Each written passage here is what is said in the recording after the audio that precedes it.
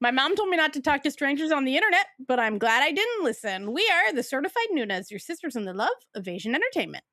Hi, I'm Amanda. I'm Natalia. And I'm Sky. And we're back with another one of our classic first looks. This is the episode concept where we watch the first 2 to 4 episodes of a show, depending on length of episode and length of show.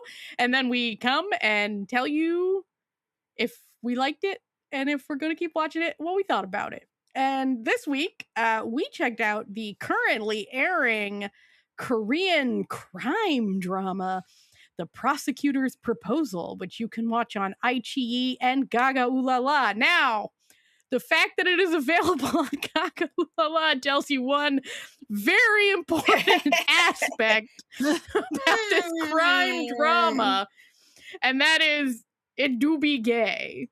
And oh boy, it do be gay. But I will say, straight off the rip, of gay crime dramas that I've watched this year, like in the past 8 months or so, I will say that this is the one that has the most convincing people who work in the criminal justice system that I've seen in a while. So what do you mean? What does that say of the other things you've been watching? Well, it just sometimes, okay, so for example, the one I'm thinking most of is Dare You to Death, which is just like, sure, these cops were involved, but like they were spending a lot of time not working on the crime stuff and just sort of like, they do be fucking. And so the balance was off. They weren't doing the criming. No, like they didn't seem like they were very competent at their jobs, whereas these guys seem pretty well, one of these guys seems pretty competent, if not perhaps prejudiced at his job. Yeah. Whereas the other one's new. So like he's new. So we did watch the first 4 episodes. It's I will say the episodes are like only watched 25 2. minutes. So I only watched 2, and then that was enough for me to know that this did not really Amanda. So. No, it's not for you. Yeah. I will say, okay, if we're all just admitting to things, I may have watched 6 because I could not stop myself. And Sky was like, I did what was directions. I did what I was supposed to do. I followed the rules. And I watched 4. And I will say I tried really hard to only watch 4. Like, but I had a rough morning, and I was like, I deserve this. So let's tell you about this show. This show follows, I love when you are immediately introduced to the saddest man who's ever lived. Very sad. That's my favorite intro to a character, where it's like, what if you had a guy who was really unfortunate? Really pitiful. Really pitiful. Really depressing to watch just exist in his life. And he works in the prosecutor's office in the fine collection department. Which apparently is where they send all the newbies to get abused by rich people. So it starts out with him basically getting booze poured on him by this drunk rich lady, who you find out is very central to what's going on. And throwing money at him, being like, here's your goddamn fine. And he's like, ma'am, I'm just doing my job. But then it turns out that all of these fine collectors have to do like night shift, like off and on, being like assistants to prosecutors.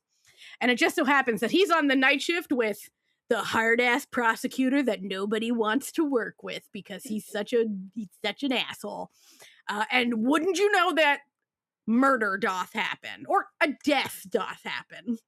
And so he has to go investigate the death of this meth addict from Russia, who they find in a street under mysterious circumstances. And then he's like, does his best, He's like being pitiful, but like competent. And then he's like, oh, like, listen, prosecutor guy, like, I really respect you. Like, I really look up to you. Like, I've heard you're like really good. And the prosecutor's like, don't fucking do that. Don't be respect. Like, I don't want Don't your be respect. respecting me. I don't want your respect. I don't give a shit if you like me. And he's like, oh, geez, like, didn't mean to offend you. And then when he gets into work the next day, all of his coworkers are being real shitty to him, and he has no idea why. And it's because he's now been given a huge ass promotion, even though he's like the bottom of the rung of this ladder in this, prosecutor's office, that he's now like the head investigator for this prosecutor who seems to hate him. And he's like, wait, huh? what? Mixed signals. Like, Right? Mixed Signals could be the alternate title of this entire show. You then find out, we're still in the first episode, that this prosecutor hates him and wants to like torture him. And you're like, why though? And he's like, because I hate murderers. And then you find out this kid's not a murderer. This kid's done nothing wrong in his life, okay? But his dad was convicted, not really even convicted. His dad was on trial and committed suicide for murdering his boss when he was a kid. And he has lived under that stigma his whole life. And now this prosecutor is like, oh, okay. Well, how about like, if you want to prove maybe your dad didn't do it or find out if he did, let's like investigate this case or whatever. I will explain more as to why after the spoiler section, because that is past the first 2 episodes. But there's also some wild, toxic sexual energy between the two of them as well. I will say, if you've only I only watched the first 2 episodes, so at that point, like the way it comes across is just very much like, I know your dad's a murderer, so I want you in my office so I can torture you because I think you suck because your dad sucked and I hate murderers. And you're like, but cool. sir, this man did nothing. Like, this man didn't murder. This man was like weird reason to like sabotage your office. And also, this guy was like 8. This guy was 8 when his dad did or did not do the crime, right?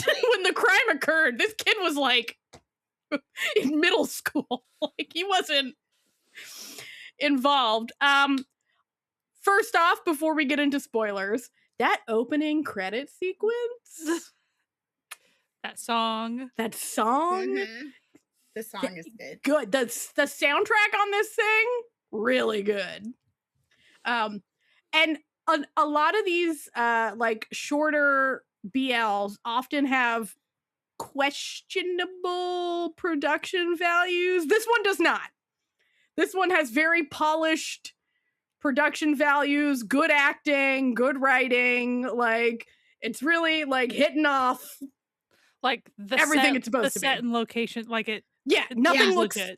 slapdash. Like rainy, the first crime scene that they go to, it's sort of like a rainy night and it's dark and it's giving very much like any high quality crime series, rainy night crime scene situation. It doesn't at all look fake, cheap or anything. And what I like about it is you can actually see everything. Yeah, you're not squinting into a darkened. They're just like, oh, we lit things appropriately so that the audience can enjoy the visuals of what's happening. Like, thank you. Like, we really appreciate that.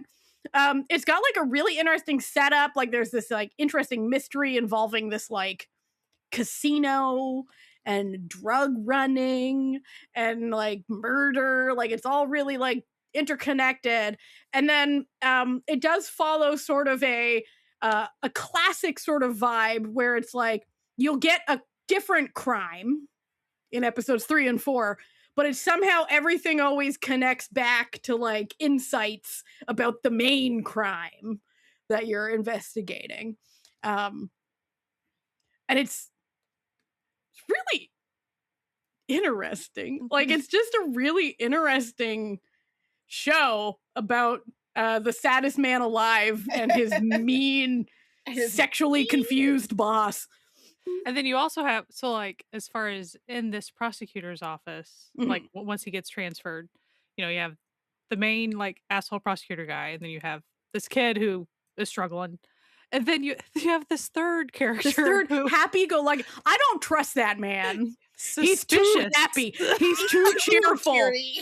And I'm like, it's giving me sort of flashback to mini spoiler for an older show, like Takian's character in Vincenzo, where because that was like the vibes that he gave in like the first 6 episodes of Vincenzo, and then so I'm like, I don't know, man.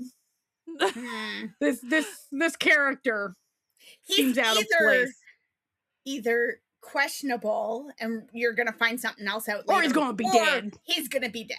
Right? Yeah. Like, that's kind of the vibe. Those are the 2 things that could possibly happen to this poor man by the end. Or he could be like the hopeful, like, a red crush. herring. Yeah. Well, I'm just saying. Well, there's a little bit of that. Yeah, there's a little bit of that energy. But I'm just saying that's the only other thing they could use it for is like just be the foil just for jealousy type situation. Because like, oh, he's sweet, therefore very opposite of. Now, what would, like, statistically speaking, what's the likelihood that 3 gay men end up in this one prosecutor's office?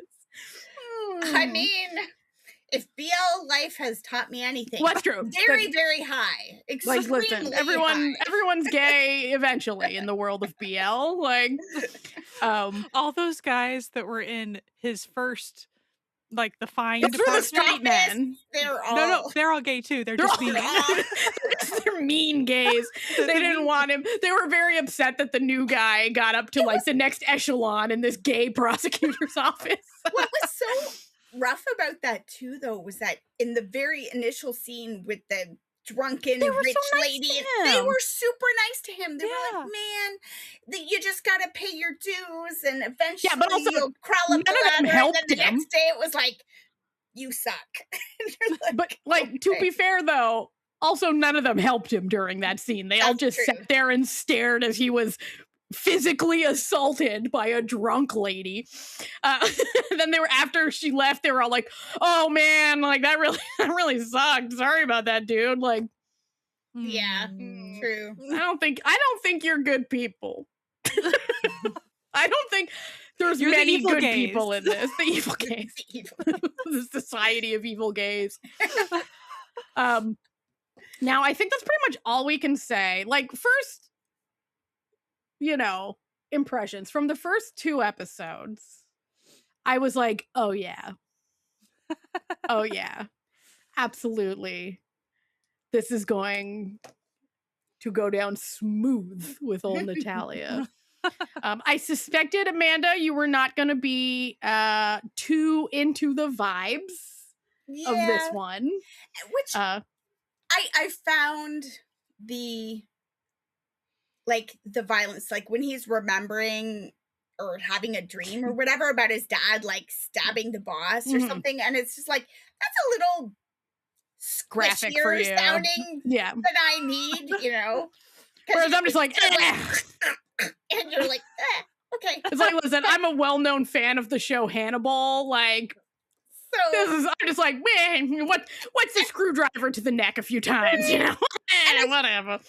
I feel like I could have, you know, pushed through that. You know, you can close your eyes. You can, you know, do what you want through scenes like that. Because it's not like the whole show. It's like a scene here or there. Yeah, but it's not like a huge portion is gory. He's too sad and too like, and then the boss is just too mean. Like, I don't like, in a law series, I like somebody who is there for justice, but he's not really, his vibe is not, I'm not here for justice, I'm here for punishment. That's what I'm here for. Oh, yeah. Right? Well, he becomes a little bit more conflicted the further you go, but fella is toxic. He's toxic. I mean, he's not a nice guy. No. But Like he Listen, says in the first episode or something, he says like, I became a prosecutor because this is the only way for me to legally kill people. And you're like, like legally kill bad people. And you're like, that's not a great reason to go into the law. Yeah, his vibes, I will say, episode 3 or early episode 4, you may get some insight into why he would feel this way, perhaps. But we will keep that past the spoiler warning portion, which I think is right now. No, Guy, what were your first impressions upon watching the first 2 episodes? Well, I will say I downed the first 4 episodes all at once, so it's hard for me to differentiate, like, as far as that I goes. did as well. But, I mean, yeah, first 2 episodes, I was like, ooh. This prosecutor guy, like, he's bad news, like, obviously, but intriguingly bad. I also like our other lead, the poor put upon pitiful guy. So pitiful. I did wonder if it would at least become obvious to Mr. Asshole that, like, this dude's pitiful. Like, you really don't need to take it out on him so hard. Like, it been done by everybody. Like, you, and just, you know, going in that it's going to be a so, like, I just wondered how fast that was going to take. I think we only have 10 episodes, 10, 25 minute each episodes. I knew we weren't going to, like, revel in that too long. It wasn't going to be that much of a slow burn, you know? It's like, you've only had so much You don't space. have that much time. So, like, I didn't figure we would stay there for too long. So, like, I was intrigued just because I was also super impressed with the acting and the quality of everything, which before I even pressed play, I had seen that people were really lauding how well things were acted. And also, I just heard just on crime drama side that it was just really well done. So, like, I knew that me being impressed was not, like, a unique thing, but no. This is not a surprise to anyone listening who's familiar with this show that we would have liked it. Like, because I had heard it compared to Semantic Error, and the fact that Semantic Error was just so well done. Like, not content-wise. Like, the composition of very the different lighting energy. And the way it was directed, you know, just kind of, and the acting. Like, so, like, that's kind of what people had kind of compared to. No, like, as far as content, totally different vibes. Do not think that the two things are that. So, yes, I like the first episodes, but I knew that it did seem pretty bleak. I will say that, like, it is. Yeah. Just by the, you know, by virtue of the type of plot it's telling. They're looking into murders. It's not like, it's not the kind of thing where it's like, oh, we're trying to find kidnapped people or something where you have, like, some possible hope for people. Nah, they're dead. They're all just dead. Like, which, I mean, it's a murder show. That's how that works. And you know, and I don't know. I think for me, sometimes that works, and I'm good. You know, like something like Missing.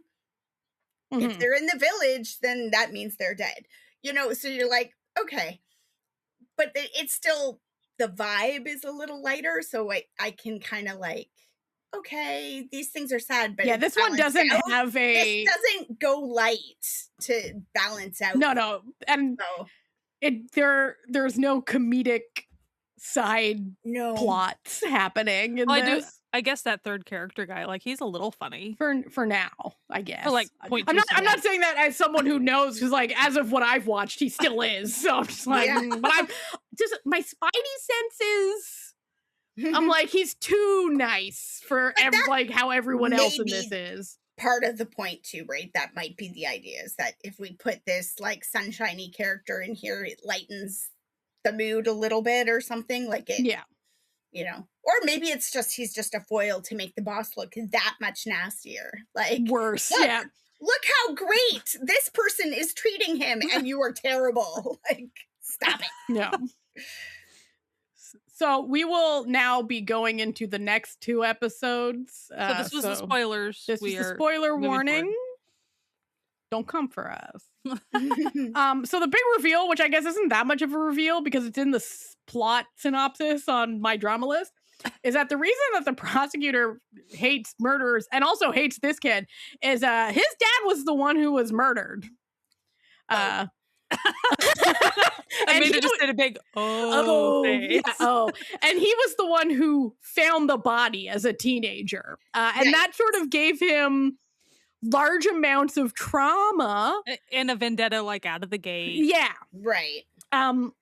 But here's the other thing that really happens in the next 2 episodes. Well, one, they investigate a stabbing of this dude where this woman's like, my husband's ex-con friend stabbed him to death. And then immediately the prosecutor is like, oh, that's interesting. And then the investigator, the poor pitiful guy's like, I'm pretty sure she's the one who did it. Listen, something way too exact about about being like, my husband's friend who did go to jail stabbed him and I found the body. Well, contextually, she would be looking very distressed and supposedly crying when she's making these very detailed accusations. Yeah, very lots of in the moment of trauma, remembering specific details that would elude someone in a traumatic situation, such as finding your husband stabbed to death and knowing that he was stabbed to death, even though he was fully covered by a blanket when you found him. Curious. So they're like, okay, we gotta investigate this lady. So that's a whole thing that they're doing. But also, they're doing some crazy sexual tension shenanigans. These two, the thing that I love about it is that the prosecutor guy, who, by the way, is played by an actor who hasn't been in very many things, called Yoon Do-gun, and he's killing it. He's really, bringing this asshole to life. He's like, I hate you. I hate everything about you. But then you meet this poor, pitiful guy's abusive uncle, and he's immediately, looking through the window blinds and being like, I gotta take care of this uncle character. I don't like the looks of this uncle character. I think I gotta, investigate, look into this guy seems like bad news. And it's I don't care if you live or die. Also, have you eaten? We have to go get some food immediately. And I will say, when the ice breaks on the whole sexual tension thing, mm-hmm. To be clear, there was never consent asked. There was it's very questionable. Really, I hate your guts, but I'm also going to eat your face off. That is what we're doing. and other things. Well, as far as that was that. Yeah. And then he was just like, I hate you so much. But I will stick my tongue down your throat. And you're okay. And other things. The pitiful guy is very confused this whole time. He's very confused, but he's very also game. He's like, you know what? Let me just start unbuttoning stuff. Come into my apartment. What? I'm not gonna go to HR over this clear situation. Clear violation. And listen, this is one of those shows where you can't apply actual life morality to the characters, because if you do, you're to jail. To jail with you. But if you're watching it where you're just this is you're watching a toxic situationship between some coworkers who work in crime, then you're having a great time. But I'm amazed that more people aren't being upset about the content of. That surprised me. Maybe they just know. Well, I mean, maybe it's just the content of it being a crime thing anyway. Yeah, I feel like there's the sort of the window of what is people get upset about shifts when you're in a crime drama, because it's when you compare this guy's bad actions to murder, you're okay, if this was a real life person, he sucks, but this is a fictional character, so it's just like, okay, this is interesting to watch. I will say, even within kind of like near the end of episode 4, you can already tell our asshole prosecutor guy, he is getting real soft about like, oh, that kid's broken and so am I. Like, literally, he says like his little narration moment, and it's like, you found it, buddy. You found it. You've actually like somehow entered, you put in the wrong formula and ended up at the right answer. Right. That this man is just as screwed as you are by crime. And yet he hasn't become a maniacal dickbag person. Yeah. Like, he's just become a sad failed cop who only went to cop university to escape his terrible uncle. Like, you're just like, oh, he's pathetic.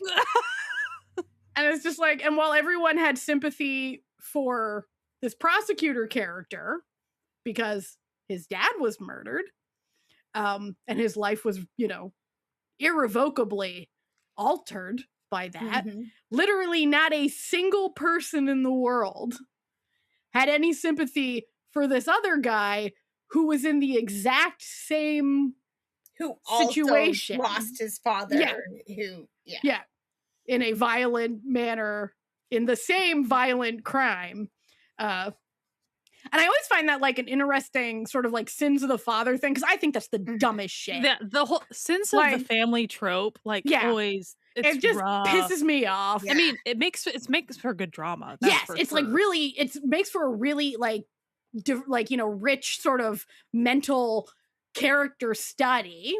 Because like, of course, if everyone's blaming you for something that you had nothing to be a part of, like that's gonna, be a really interesting character to watch. But it's like, this is one of those things where if you are a normal thinking person, you're like, of course, like you shouldn't blame this kid for his dad, if his dad did it, for having done it. But like people legitimately do. Like this isn't so far removed from reality. And then when they would even show scenes of like people kind of harassing, the pitiful kid, about that when he was younger, it's not just, oh, your dad's a murderer, but it's like you inherently are too. Like you're a murderer. Somehow you're genetically involved. You are already a murderer before you can do anything. And it's like, it doesn't work like that. He's just like the sweetest, saddest child. And what's wild to me about that is that like this is not a new concept either. Like it's been like I'm just thinking about like Anne of Green Gables. They're legitimately scared about bringing in like an orphan into their home. This book's like what 150 years old, something like. But they're scared. No, it's like you bring an orphan into your house, they might murder you because that's what orphans do. Like they're it's biblical, right? Like it's this is like the oldest like bit that humankind has come up with, that somehow like a familial tie to someone who does something bad sort of tars you with the same brush, when it's like everyone has someone in their family who did something terrible. Like if you think there's no one in your family you haven't looked hard enough. Done something terrible, you just haven't, like there's definitely an uncle no one talks about, like for real. Like nice try. There's a cousin out there, doing some bullshit. Because there's something. And so it's just like the concept that everyone should be held accountable for the actions of their relatives. It's like, it's so maddening to watch, but like it does make such an interesting and even watch. I think even more so for like Asian dramas because of the way society is more communal versus like Western society. So it's even stronger. It feels like just the way it like computes within socially acceptable bounds. Like I'm not saying it doesn't happen in Western dramas because it does. It 100% does. Yeah. But as far as like what line is socially acceptable to harass someone over sins of family type issues, even in modern dramas, like the line is a little different as far as like. But I'm not, again, Western side it definitely occurs as well. But like it's interesting. Like it's always, but I will say when the trope comes up, I'm always like, oh, this old nugget, it'll get you. There we go. Since the family, it'll get you every time. There's so also in the the third and fourth episodes, you get an additional interesting twist that this prosecutor actually went to school with a set of fraternal twins who also became prosecutors, a boy and a girl. And the girl, I didn't know that I picked. How did you pick up that they were twins? They may have just said so in episode 5. My apologies. Okay. Anyway, they're fraternal twins. Sorry for spoiling this very minor thing that someone just says offhand. Like, so as far as episode 4 goes, it's like you see all 3 of them in a picture. Yeah. There's a boy and a girl, and then our asshole prosecutor guy. Yeah. And then you see scenes of them together. Things. Yeah.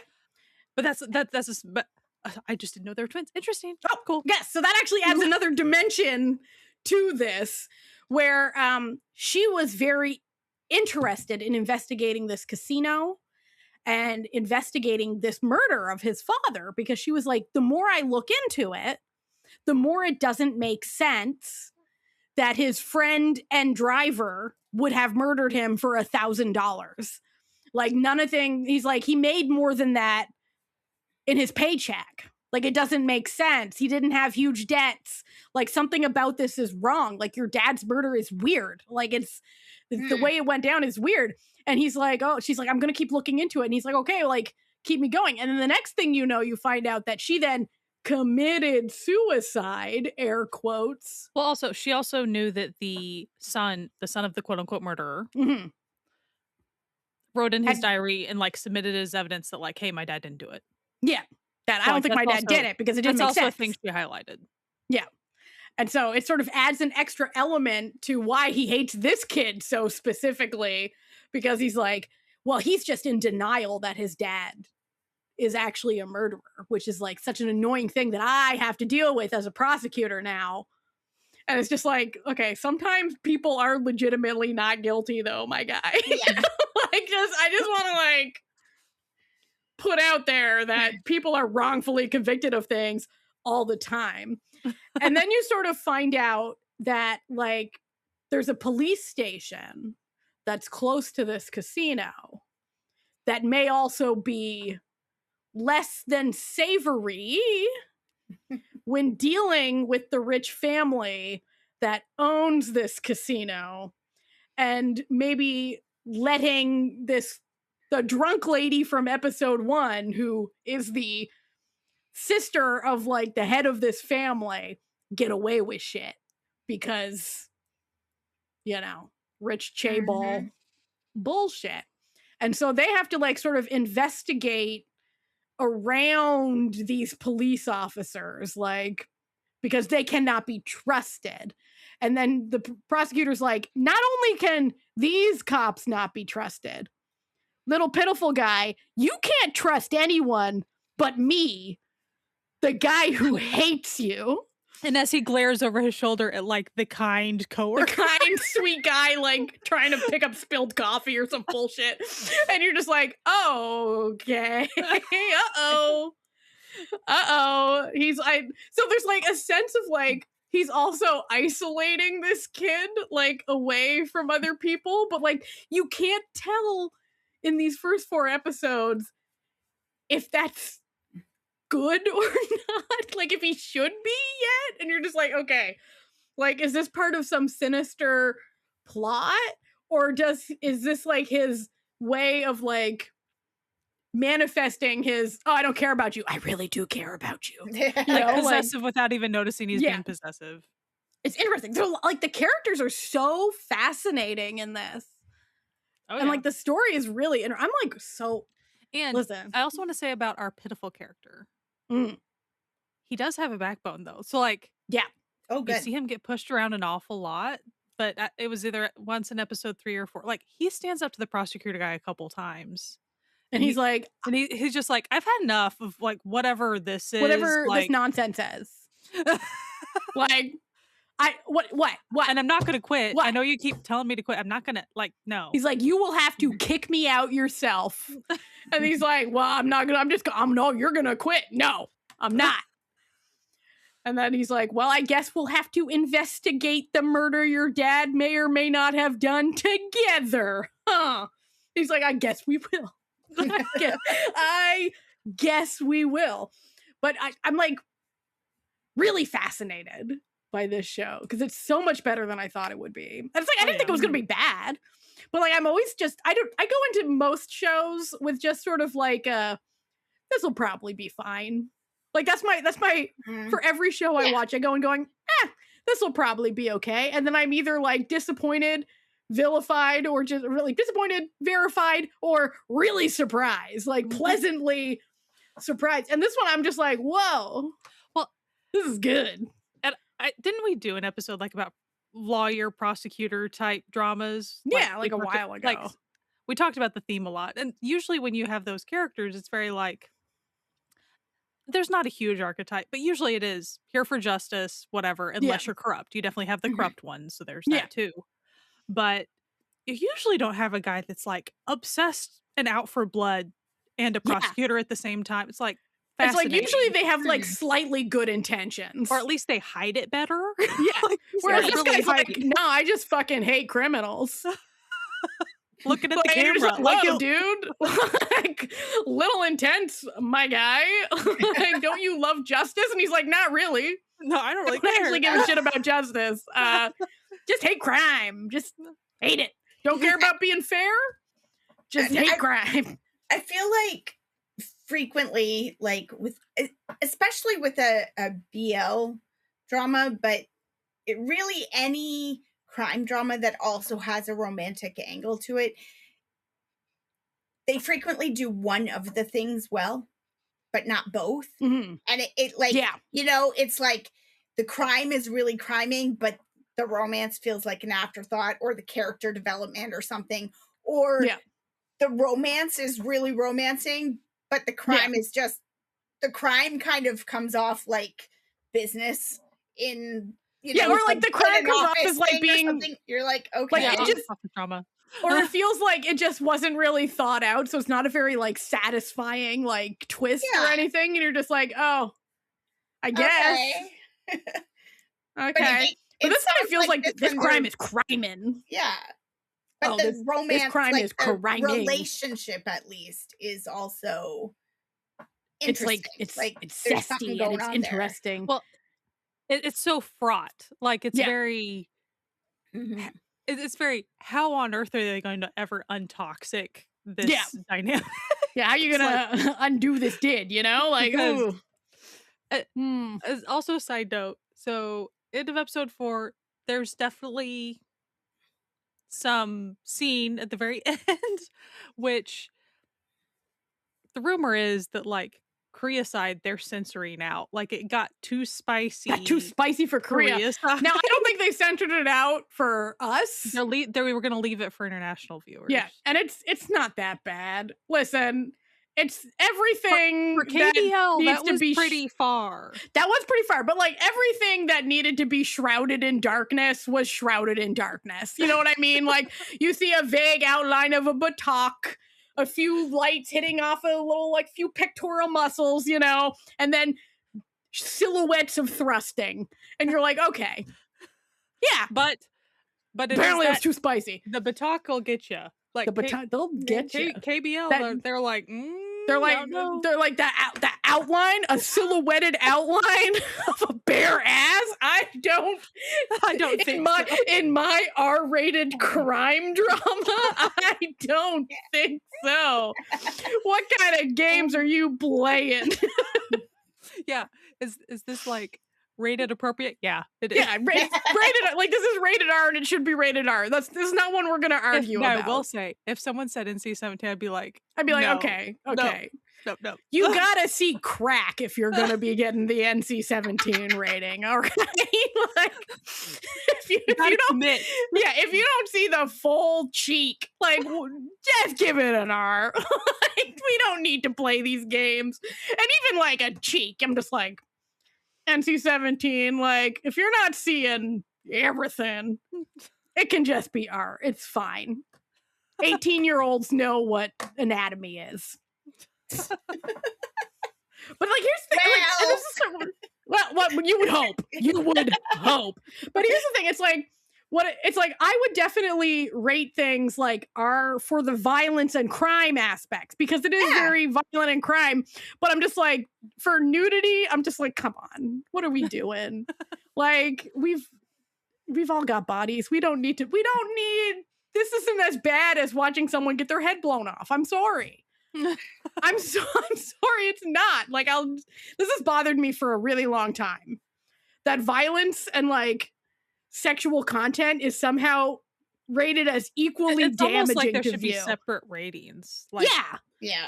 Like if it's just like, or like, I don't think like Or the a different rating indicator. system. Yeah, I don't think the rating system really like encompasses like, Well, or like even making just it like an age-based thing doesn't seem.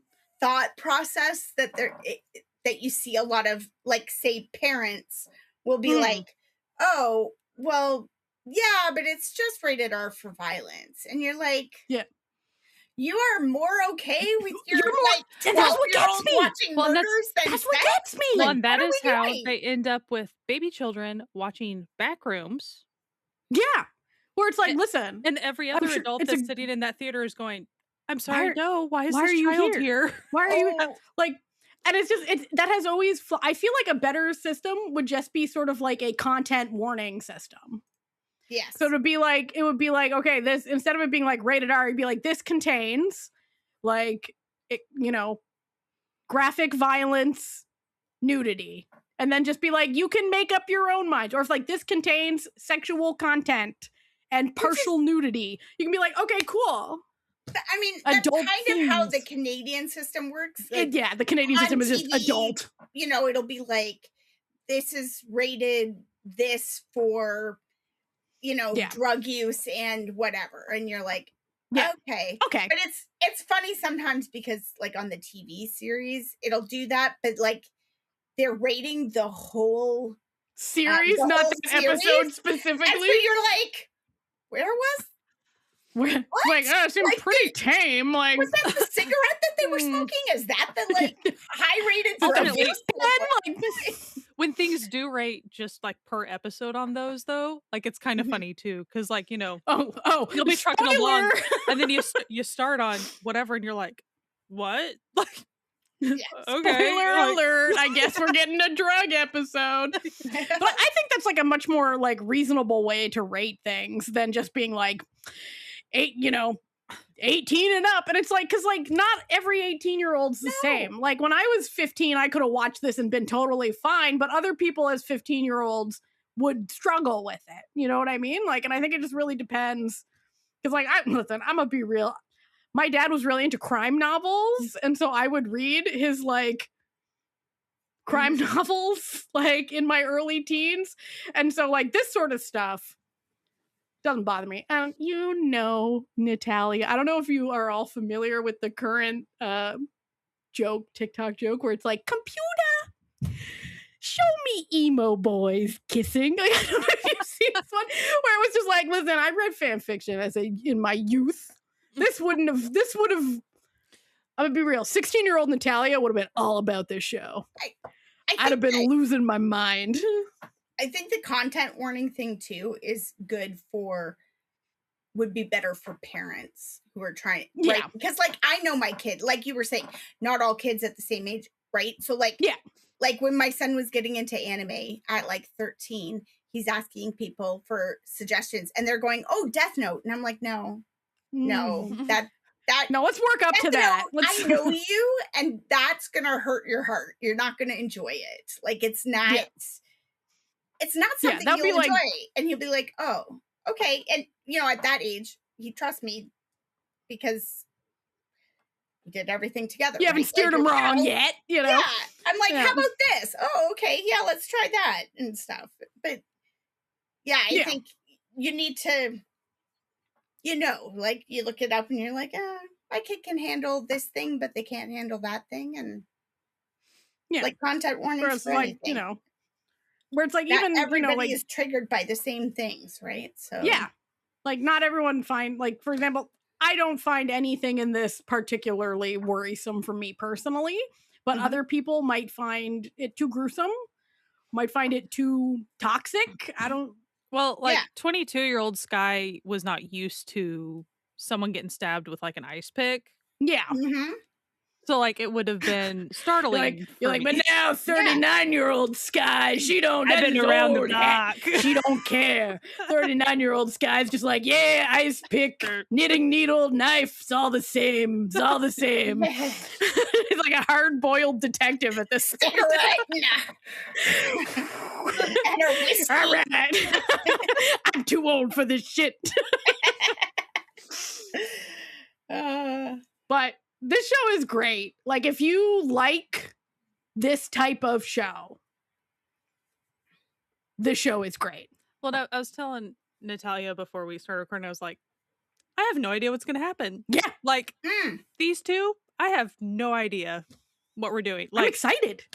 How toxic are we going to continue being? I do not know. I have how crazy no idea. we getting. I mean, how crazy we get. Because one of the things is that, like, sometimes a show or a movie like this, it can just be toxic. Some people have kinks and vibes, and that's what they get off on, and that's what they enjoy. And we don't need to, just because judge or look into that. Just because it's, gay, like, how they talk about, like, okay, we've reached a point now where we want to allow gay characters. They don't all have to be nice. They don't all have to have a happy ending. They get to be like heterosexual characters and also suck sometimes and also have the whole gamut. So maybe they will just be happily in a terrible relationship that is not healthy at all. If you're allowed to have shows like Nevertheless, or shows that, like, I guess are really divisive and people get really, like, not everything needs to have well-adjusted people in it.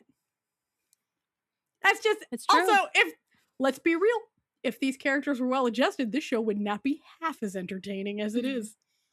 Like, where would the toxic fun be? I also really love that one of the tags is enemies to lovers. It's enemy to lovers. Like, there's only one enemy in this. Like, one of them isn't an enemy for anyone. Which always, I'm like, it's not enemies. Like, the little investigator doesn't hate him. He's just sad. I'm like so pumped to watch, as I may have already watched the next 2 episodes because I had a rough morning and I deserved it. I deserved it. And I'm so excited to see. I can't wait till next week to see where this goes. Oh, I'm so pumped. I'm like I'm so excited for Sky to watch the next 2 episodes so I can be like, Whenever you figured out our little guy was like super sad, pitiful, were you like, oh yeah? No, listen, as soon as she threw that money at him in the first scene, I was like, yes.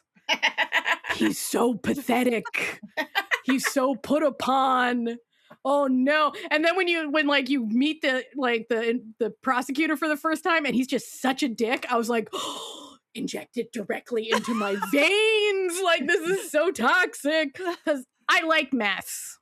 Fictional mess. Right. Real life mess, get it away from me. Yeah, if this was real folks, we'd be like, here, buddy, we're taking you away from him. Therapy. But like, since this is fake, like, I feel like for me, I would maybe handle it better or enjoy it more if it was like, okay, this is what their relationship is like at work, but in the bedroom, the little, put upon the little guy has the power. He's the guy, you'd be like, no, I like the I patheticness. like that, because I like that, like, flip when they do that, where it's like, okay, this person has the power at work, but no, they're the secret dom investigator. Like the pathetic person is like secretly a dom at night or something. You're like, yeah, I like that. I like that. Like, switch. No, listen, this investigator's definitely the Omega in this situation. Yeah. So far. I'm not going to call anything with these. That's true. We don't know how, like, this could get. I'm sensing possibly mighty prediction. There's definitely, like, when the one falls first and harder, and it's not ever the one that you think it's gonna be. Hasn't that already happened in episode? Like, it's definitely already happened in like episode 3. But like, I'm just like, I need more of it. More. You need him to get to simp level. I need the simpage. And it's like, listen, it's very quickly walking its little way to being like, he's like very tsundere energy to him.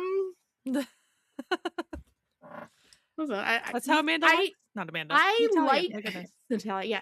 I like things in fictional characters that in real life would make me want to punch someone in the face. Mm-hmm. Like if I was in a relationship like this, I'd be like, no. No. Sorry. Like if someone was tsundere to me in real life, I'd be like, I don't actually need to spend any time with you, really, actually. But fictional tsunderes. She's smiling really big. I love fictional himbos. I'm married to a very non-himbo man.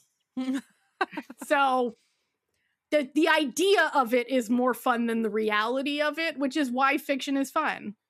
Right. Yeah. Agreed. Yep. So frankly, I think if you like crime shows, click play. Like, give it a shot. Yeah, even if like you're not if you're not into like BL romance, which is like, why not? Well, why would you be here? But if that's just not your most important thing, you're just like, no, I really like crime. I think this would be a good one. Like, I think even Jessie would really be into this. Like, I think she'd like. I think the plot is plotting for sure. Yeah. Yeah. It doesn't have like the cops aren't like the investigators aren't like making stupid mistakes. No, like the cops are evil. They're not stupid. They're like that's. The cops are corrupt. They're not. It's dumb. also annoying, but like, realistic. I can let's be real. Be less annoyed somehow by corrupt cops who are good at being corrupt cops. Like than incompetent cops who are somehow still hired. Yeah. Right. Like. Yeah. Because it's like corrupt cops. It's like, yeah, that's just cops. Like, listen, I live in Montreal. Just like search Montreal police, like, goddamn corruption, like you wouldn't fucking believe. But yeah, no, I think a lot of people would really like this one if they haven't clicked play already. So good. I can't imagine it like not continuing to be good. Now, that would surprise are me. you wishing you were binging it? Yeah.